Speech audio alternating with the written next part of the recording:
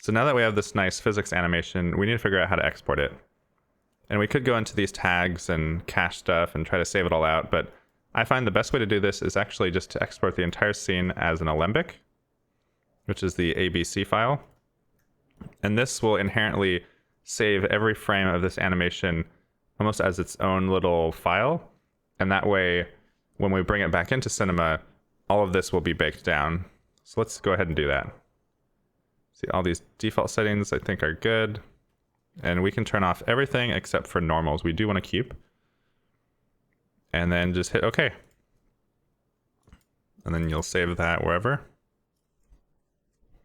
And you can see it has to process everything down here, so it'll take a quick second. And once it's done, navigate to that file and just drag it back in. And when importing, I think all the defaults are probably good. So now if we scrub, you can see this plays back instantaneous. The alembic files are super efficient, so this all just works really well. Now you can see we have this plane effector null here, which we can delete. And then we have all these objects, and you can see there's a little A right next to each of them. That means it's pulling from the alembic. And you can see we have all the normals baked out in these tags here. So I think we can delete all these Phong tags, because normals are baked in. And then from here we just go to File, Export, FBX. And then basically turn off everything except normals and the animation tracks. Then hit OK, and then export that. Then we can middle mouse click here. That'll select everything, and then hit C, and that'll make it editable. So now you can see all the alembic stuff is now just normal geometry, and we still have our normal tags here, and we have these alembic tags here, which is, I think, where the animation is stored. You can see the update PSR here. So everything is still animated, and everything is real geometry now. It's not referencing anything except for the tag, which is getting the animation. Now from here, we should be able to export it. And when exporting, we're going to use an FBX, but make sure you use the 2014-2015 version, because that's the version that's supported by Spark the best. So FBX 2014-15. So in the scene, we'll go to File, Export, FBX. And in the version, make sure it's the 2014-2015. Then we'll have normals checked, animation tracks, and then Phong Lambert. So in a new Spark project, you can drag in that FBX. And it comes in quite large, so you can just scale that down.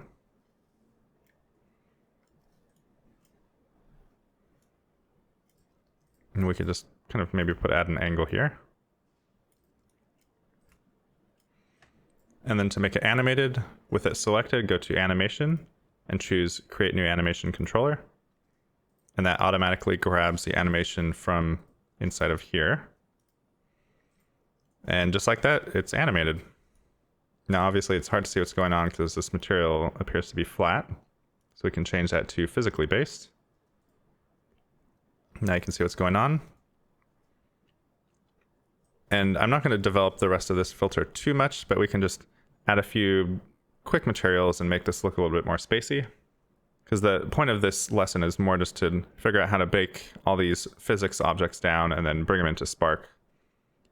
So let's just grab a canvas and then add a rectangle. We'll fill that. Make sure it's up top.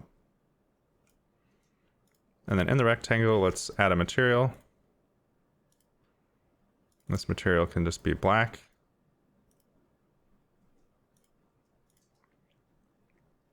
And then for our ship material, we're set to physically based, so we can add an environment, and we'll search the AR library. And the night one makes sense for space. Now it's very subtle right now because it's just white and not metallic, so let's crank the metallic up maybe all the way and add a bit of roughness. And you can see these specular highlights are pretty intense, so let's turn off the directional light. And I don't think the ambient light is doing anything, so let's just turn that off as well.